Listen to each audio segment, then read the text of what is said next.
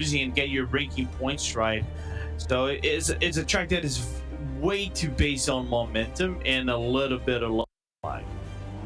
And seeing these cars, taking it slow in some of these corners is going to be no surprise. And part of that is because you have such little ground to run with. It's a lot more intimidating taking a fast corner when you got a wall on the left-hand side instead of a bit of grass that you can kind of run wide on, especially when at the angle these guys could be hitting these walls. It could be a massive factor to how this race plays out. But race car is rolling. It's going to pull down to pit road. Very, very short pace lap here. And that's going to leave it up to Everett Paddock, who jumps on the lap pedal. We are underway, and it's TNT Racing to lead them to the green.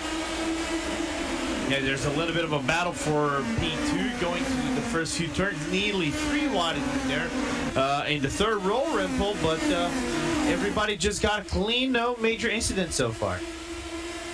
Nothing major thus yet. A move for second. Popo tried the outside line. Bodeford defends going into turn number 3. And they're still double wide. Deeper in the field. They managed to hang on to it, though. We still have no contact. Medema tucks in line behind Frank Newen here, trying to get a run. And they are going to finally single file out for the first time all race long, just in behind. So the top 3 are breaking away, but it is still a hornet's nest of cars back in the midfield. Yeah, Hornet, everybody kind of like following one line into a little bit of a pack racing of sorts as everybody tried to follow each other. Now they're on the back straight. This is one of the key points of the track. Have your braking zone, you kind of break at the 400-meter board and have to throw the car kind of early and try to avoid the curving on the entry so you don't offset the car. Now you can see the imbalance you get on the left-hand end. That is a place. Got to close in the gap, and you can see that battle rage on just in behind for 4th place back to the field. It is a tight field, and that 5-car checking up the entire group at the moment. Got unsettled from just one corner. That was enough to offset his entire momentum all the way through that fountain section. You can see really tempting fate with the walls. As Medema tried to go for it in turn 1, I'd be surprised if he did. It's a very dangerous move to have that look at a turn 1. He doesn't opt for it, but he's off wide for 1 and for 2. This could open up the door for Jaden Thurlow to make a run. Yeah, and this is those nerve-wracking moments because you're still trying to build up the tire heat, and the car gets a little bit off as you see Thurlow looking down on the inside, applying some pressure on Medema. Cannot get it, so he has to tuck back into the row and the file of cars. That is about 6 cars that have the 6-car pack. Everybody following close to one another. But I honestly thought Thurlow on the last turn actually grazed the wall on the wall. Most people there, despite he really already 70 Sepa after this small fun for Popo are the current podium drivers. Clean. Nobody has had any incidents just yet in terms of smacking the wall. And so far, there have not been any swaps positioned outside of that first lap either. Yeah, and I think so far we had the cleanest start of a race, or cleanest 3 laps of a race of the entire season in the roadside. Apparently we had some issues at Rebel Ring. I think one driver got into the pit lane. Start race. From there, John Bodeford setting yet another fastest lap of the race. Oh! That race leader, and that was a bit of and just hitting the set, and the car bounces back because of kinetic force, and you have to keep the car straight. And now you win. Oh, here we go. Take on the first left. Yeah. Down the inside, a very clean overtake there from Medema. That was honestly impressive. It was such a short straight. Got the run, realized might not get that opportunity, made that pass work. So looks like Medema might not have as much damage as we thought. Doesn't seem to be affecting the wall too much. Back to the wall. Sparks went flying, but Medema kept it held, and now has that position behind Martin Arnoldas, getting into the bit with Alex Civilano Ieto here. Almost made trying to turn 7, but Arnoldas just backed out of the last second. That gives Ieto that position. And it does show that, again, how based on momentum it is this track, because Newen lost momentum to turn number 3, got into number 4, kind of fumbled it, and because of that fumble, just opened the door for Medema to get closer and made the overtake on the left-hand turn and just get 4th place out of the Canadian driver. It's their damage on the one's car doesn't look like it. It's just normal loss of place. Yes, Paddock fires back with the best lap of the race. 1-2-4, 1-5-2, the current fast lap of the race set by Everett Paddock this last time by. Right on board with Arnoldas in the sprint down to turn number 3. Closing in with the draft, close enough to have the look, thinking about it, but just can't get a proper run down to the braking zone. Would have to brake way too late to even make the corner, let alone complete an overtake as well. So Arnold's going to have to sit behind Semolano Ieto for the time being. I have a feeling this battle is far from over. It's going to take one mistake from that 11 car, and Arnold is going to be right back up into the fray.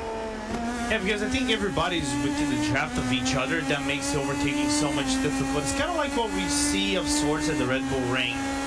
The only difference is this is a track that is kind of like one based out of, instead of having some other issues. I think Brandon Powell had a little bit of an issue and dropped back one spot to start off, as the last place cars now moved up one spot in the grid.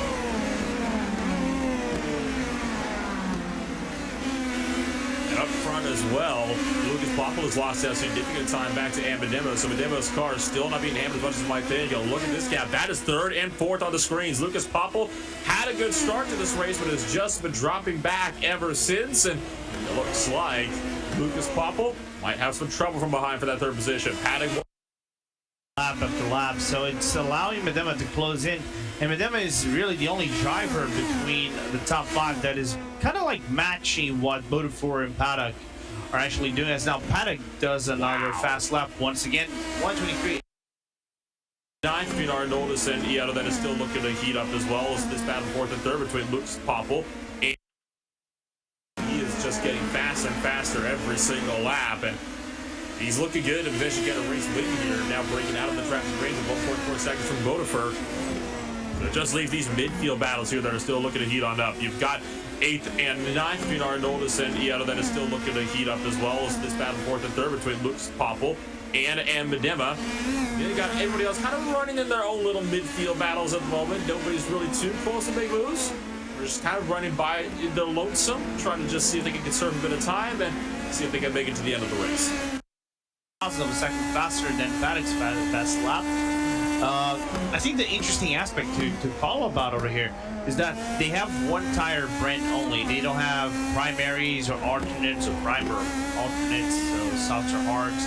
So just having that one make and you have to rely on your driver skills all alone makes this race a little bit more interesting.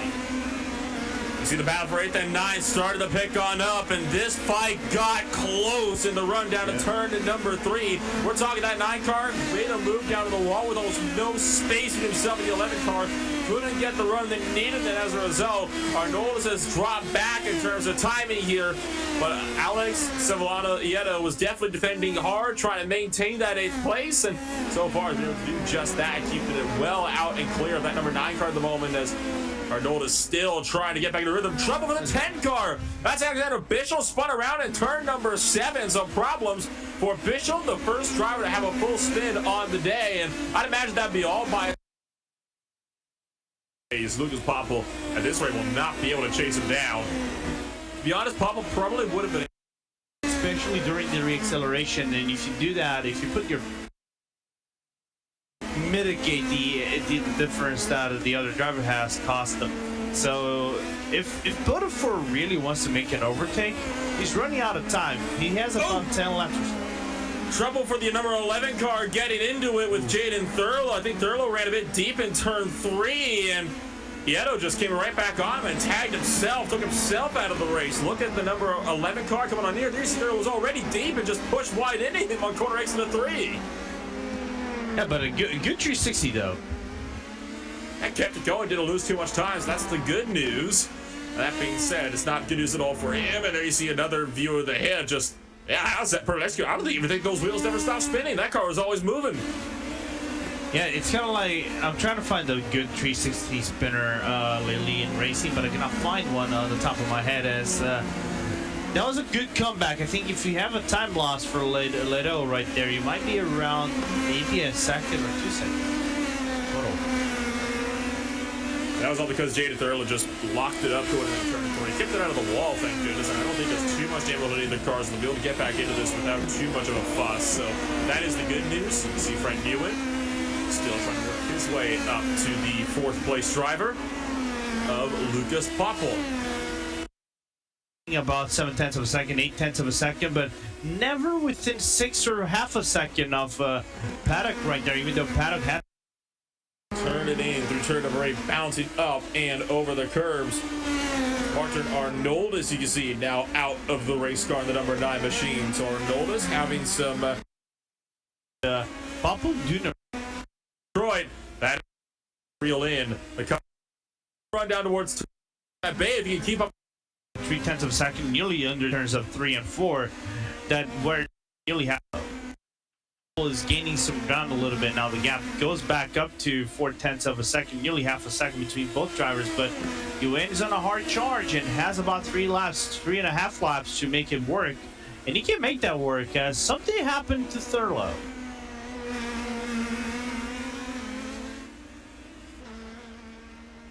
We take a look at what happened further back here to Jaden Thurlow. Number 8 car coming on up towards turn number 3, and he's been having a couple of lockups into here the last 5-6 laps or so. Takes too much curb and just keeps it out of the tire barriers. Great save from the 8 car to keep that one out of the wall. But Newen with a good save as well, as you saw him have a huge tank slapper coming around turn 11. Yeah, and that is a little bit of a breather for Popple, because now the gap kind of doubles up to 0.8 of a second and resets the Canadian driver to drive it fast all over again and try to contend for the place of Popple with 2 laps to go. Still amazed at what a wild finish this race this ended up being. We came into this race thinking it might be, a bit out there, a bit more on the lackluster side, but it has been extremely intense so far. And here's the battle for 6th place. Thurlow has managed to catch up to Ieto now, and is going to be having a huge lunge trying to go around the outside line of turn 3. Still has that run. He might be number 4. He's going to take the wide movement back out. So 2 laps to go, and the battle still raging on. He got that one for 4th and 3rd, which started to split apart, but this is where it's all at right now for 6th and 7th. Yeah, no, and I like what I saw for Thurlow right there, especially going to turn number 4. Don't contend for the spot. Just stay patient. Drive the draft on the back straight. I can see Thurlow make that move on the inside, and he's going to do it. Side by side, but Thurlow backs out for the inside line. Look out for Ieto sliding wide. Thurlow gains so much time through the apex of turn 7, but he's managed to keep with it. Got to be careful with that throttle, though. You saw Thurlow's back end twitch. He's wanting to get the hammer down a bit more aggressively, trying to get the runs. We've talked about this before with how bumpy this track is, especially with how there's a lot of dips and crests right around the apexes of these corners where you get on the power. It's one of the things you do not want to risk your fate at this track. Especially considering that I think a good portion of the tracks are nearly 90-degree turns. It looks like the track was built by Herman Tilke, but unfortunately it isn't. And the track is really good for this kind of racing as we go into the final lap. Voted for with a lengthy margin. But this is where it's at, as Thurlow might not get the run that he wants going to turn number 3. He's not going to have it into turn 3, but there's still time to make that look in a 7. If he can just hang with him here, he's got to close it up a little bit more, though, through the center of these corners where he's not going to be able to have enough time. We're going to chase him down into the wall. Goes Jaden Thurlow. He's held with it, though. Might just be able to pull ahead in that gap. If he can just get the run into turn 7, he could still have him here. He's got the draft. It is going to be a long drafting run down the longest straightaway for the final time here at Detroit. Thurlow doesn't look for the inside. He makes the look, but he's just not close enough, so he can't do anything about it. But for John Bodefer, coming around to the final corner, the number 1 car takes a victory here at Detroit Belle Isle, but you still got the battle for 6th to be settled. And look at Thurlow right there, trying to go for the over and under. He's not going to get a good run out of it, and the car doesn't get on the power way too early like he wanted to. Final 2 corners for Leto right there, nearly goes into the wall into the second to last turn. Now Thurlow hits the wall the last turn, is going to be 7th place, and Leto with an amazing defense is going to close out in 6th place. Both drivers hitting the wall in the final couple of corners, but it is going to be Alex Sivalanda Ieto to fend off Jaden Thurlow, beating all odds in that fight to take a well-earned 6th place finish. And John Bodefer is going to be our official race winner on the night, but whether a couple of drivers are pleased about how he got that win, well, it's a bit of a 50-50 on that factor. So let's take a look at the official post-race results now from Detroit. John Bodefer taking victory here from Detroit. Amadema going to be in 2nd place. Lucas Popple to round out the podium with Frank Newen in 4th. Severi Seppa finishes out the top 5. Alex Sevillano Ieta, we saw in the fierce fight with Jaden Thurlow on the final lap of the race. Half a second separate them for 6th and 7th, with Alex May, Alexander Bishel, Christian Starkow to round out the top 10 on the field. That leaves Brandon Powell, Everett Paddock, Martin Arnoldus to finish it out 11th, 12th, and 13th. Paddock should have finished higher. Instead, he finishes second to last, crashing out with 6 laps to go.